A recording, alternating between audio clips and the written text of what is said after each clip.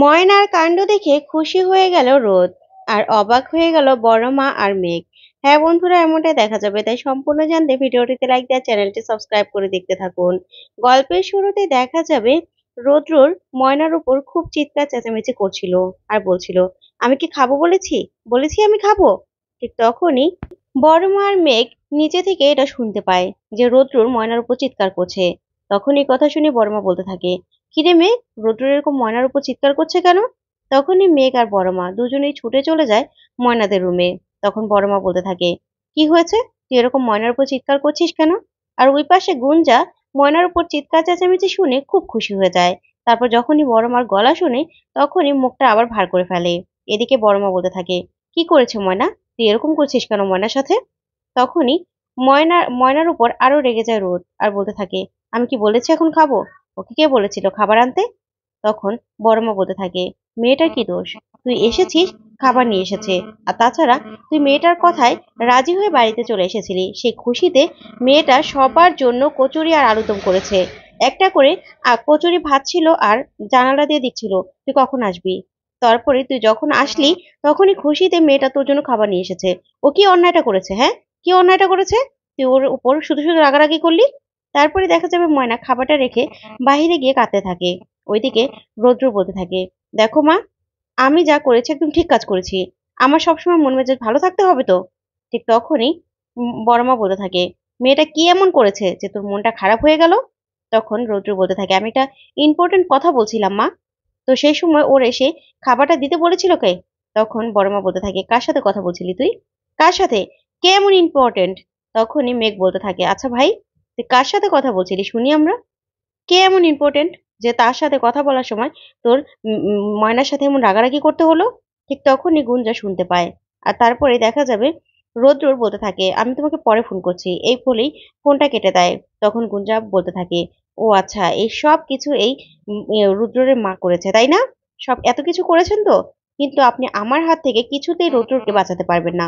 আমি বলে দিলাম, আমি রৌদ্রকে কিছুতেই শান্তি দেব না।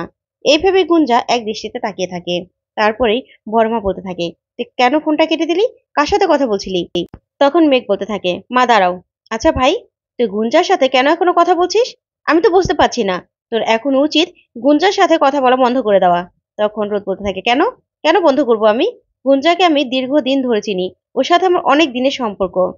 তখন বড় মা বলতে থাকে, কি করেছিল সেটা ভুলে গেছিস তুই? তখন রৌদ্র বলতে থাকে, শোনো মা, ও ভুল করেছিল, সেই ভুলের মাসুল তো পাচ্ছে। আর তাছাড়া ওর তো কোনো দোষ ছিল না, ওর কোনো অন্যায় ছিল না। ওকে জোর করে নিয়ে যাওয়া হয়েছিল, সেটা তো ওর কি দোষ? তখন বড় মা বলতে থাকে, এই মেয়েটাকে তুই এখনো এত বিশ্বাস করছিস? তখন মেঘ বলতে থাকে, দেখ ভাই, ময়না তো জীবনে আছে এখন। আর গুঞ্জা, গুঞ্জা কি সত্যি তোর সাথে কোনো অন্যায় করেনি? আর গুঞ্জাকে সত্যি বিশ্বাস করার মতো? তখন রৌদ্র বলতে থাকে, গুঞ্জাকে আমি অনেক দিন ধরে চিনি, তাই গুঞ্জাকে আমি বিশ্বাস করি। আর ওর সাথে আমার অনেক দিনের সম্পর্ক। আর ময়না, ময়নাকে আমি কদিন ধরে চিনি যে ওকে আমি বিশ্বাস করতে যাব? তখন এই কথাতেই বড় মা বলতে থাকে, হ্যাঁ তাই তো, তুই গুঞ্জাকে অনেক দিন ধরে চিনিস, তাই না? তাই তুই গুঞ্জাকে বিশ্বাস করতে পারছিস, কিন্তু আমি তো তোকেই চিনতে পারছি না রোদ। আমার তো মনে হচ্ছে তোকেই আমি ভুল ভুল চিনেছিলাম। তখন রোদ বলতে থাকে, মা শোনো, আমি না এখন কলেজের স্টুডেন্ট নয় যে আমি কোনো কিছু বুঝতে পারি না। তখনই বড় মা বলতে থাকে, হ্যাঁ তাই তো, এখন তুই অনেক বড় হয়ে গেছিস, তাই তো তোকে বড্ড অচেনা লাগছে। তোকে আমি চিনতে পারছি না, আর তুই গুঞ্জাকে চিনতে পারছিস। এই বলে বড় মা বেরিয়ে চলে যায় ওখান থেকে। তারপরে দেখা যাবে ময়না দাঁড়িয়ে দাঁড়িয়ে কাঁদছে। তখন বড় মা বলতে থাকে, তুই কাঁদছিস কেন বল, তুই কেন কাঁদছিস? তখন ময়না বলতে থাকে, এরকম করে শুধু শুধু চিল্লাইলো কেন, আমি এমন কি করছি? তখনই মেঘ বলতে থাকে, মা, ওকে নিয়ে তোমার ঘরে চলো তো, না হলে ভাই আবার শুনবে, আবার চিৎকার চেঁচামেচি করবে। তারপরে ময়নাকে নিয়ে বড় মার ঘরে চলে যায় বড় মা আর মেঘ। তখন বড় মাকে বলতে থাকে, তোমার সাথে কত খারাপ ব্যবহার করলো, তোমার সাথে কত রাগারাগি করলো, সেজন্য তো আমার কষ্ট লাগতেছে। তখন মেঘ বলে, কি, তুই নিজের জন্য কাঁদছিস না, তোর উপর যে চিৎকার চেঁচামেচি করলো? তখন ময়না বলে, না, আমার উপর চিৎকার করাতে আমি কানবো কেন? বড় মার সাথে খারাপ ব্যবহার করলো আমার জন্য, রাগারাগি করলো, সেই জন্যই তো আমার কষ্ট লাগতাছে, চোখ দিয়ে জল আইতাছে। তখন এই কথা শুনে বড় মা অবাক হয়ে যায় আর বলতে থাকে, কি বলছিস তুই? তুই তোর উপর চিৎকার চেঁচামেচি করলো, রাগারাগি করলো, সেই জন্য তুই কাঁদছিস না? তখন ময়না বলে, না, তোমার জন্য আমার কষ্ট হইতাছে, আমার জন্য তো তোমার কথা শুনতে হইলো। তখন মেঘ বলে, হায় রে, আমি কি ভাবছি? আমি তো ভাবছিলাম যে তুই মনে হয় নিজের কষ্টে কাঁদছিস। তুই মায়ের জন্য কাঁদছিস? তখন ময়না বলতে থাকে, "হ্যাঁ, আমার উপর চিল্লাইছে তাতে কি হইছে? আমার কি গায়ে ঠোসকা পড়ছে নাকি?" ঠিক তখনই মেজো মা আর ছোট মা চলে আসে আর এসে বলতে থাকে, "কি গো দিদি? রোদ এমন চিৎকার চেঁচামেচি করলো কেন? ময়নার সাথে কিছু হয়েছে?" তখন বড় মা বলতে থাকে, "কি হবে?" তখন ময়না বলতে থাকে, "ও, ওরা কথা শুনতে আইছে না? দাঁড়া শুনাচ্ছি।" তারপরেই ময়না বলতে থাকে, "বড়মা, মেজোমা, আপনারা শুনবেন? কেন ও ডাক্তারবাবু আমার উপর চিল্লাইছে?" তখনই মেজোমা বলতে থাকে, "হ্যাঁ, শুনবো তো ময়না। বল, বল।" তখন ময়না বলে, "আচ্ছা ঠিক আছে। শুরু থেকে আমি কইতাছি। ঠিক আছে? আপনাদের হাতে সময় আছে তো?" তখন ছোট মা বলে, "অনেক সময় আছে। বল, বল।" ওইদিকে মেঘ বলতে থাকে, "মা, কি থেকে কি বলে ফেলবে?" তখনই বড় মা আটকাতে চাইলেও ময়না বলতে থাকে, "আমি বলতাছি।" তখনই ময়না ঘুরায় পেঁচায় বলতে থাকে, "ওই যে আমি কচুরি আর আলুর দম বানাইলাম, সেখান থেকেই তো সমস্যাটা শুরু হইলো। ওই যে কয় কাপ আমি ময়দা লইছিলাম জানেন?" তখন ছোট মা বলতে থাকে, "কয় কাপ?" তখন ময়না বলে, "7 কাপ। তারপরে সেগুলোতে আমি কি, কি দিছি জানেন?" তখনই ছোট মা আর মেঝো মা বলতে থাকে, "আরে ময়না, রোদ তোর সাথে কেন চিৎকার চেঁচামেচি করলো সেটা বল না?" তখন ময়না বলতে থাকে, "আরে আপনি তো কইছেন শুরু থেকেই শুনবেন। তাহলে শুরু থেকেই তো শুনতে হইব। শুরু থেকে তো সে কচুরি মাখা নিয়েই তো যত সমস্যা। সেখান থেকেই তো এই সব কিছু হইলো।" তখনই ছোট মা আর মেজো মা বলতে থাকে, "আচ্ছা, আচ্ছা, আমাদের শুনতে হইব না। আমরা চলে যাচ্ছি। বুঝতে পেরেছিস?" তখনই ময়না হাতটা ধরে ফেলে আর বলতে থাকে, "কেন মেজোমা? আপনারা না কইছেন আপনাদের কাছে মেলা সময় আছে। এখন শুনবেন না?" তখন ছোট মাকে মেজোমা বলতে থাকে, "ছোট বলেছিল, ছোটকে বল। আমি শুনতে পারব না, আমি যাচ্ছি। বুঝতে পেরেছিস? আমি শুনতে চেয়েছিলাম রোদ কেন চিৎকার চেঁচামেচি করলো? তুই তো পুরো রামায়ণ শুরু করেছিস।" তখন ময়না বলতে থাকে, "বাবা, আপনারাই তো কইলেন যে সব শুনবেন। তাই তো বলতে চাইলাম।" তখনই মেজো মা, ছোট মা ওখান থেকে পালিয়ে যায়। তখন মেঘ আর বড় মা খুশি হয়ে আত্মহারা হয়ে যায় আর হাসতে, হাসতে শেষ। তখনই ময়না বড় মার দিকে তাকিয়ে মনে, মনে বলতে থাকে, "এই হাসিটাই তো তোমার দেখতে চাই মা।" তারপরে মেঘ বলতে থাকে, "আচ্ছা, ঠিক আছে। এবার তুই রাগ করিসনি তো?" তখন ময়না বলে, "না, না, আমি রাগ করবো কেন? দাঁড়াও, এবার ওই ডাক্তারবাবুরে দেখাইতাছি। বড় মার উপর চিৎকার চেঁচামেচি করা না। এবার আমি এমন জব্দ করুম না যে বশ কইরা ছাড়ুম।" এই কইয়া ময়না চইলা যায়।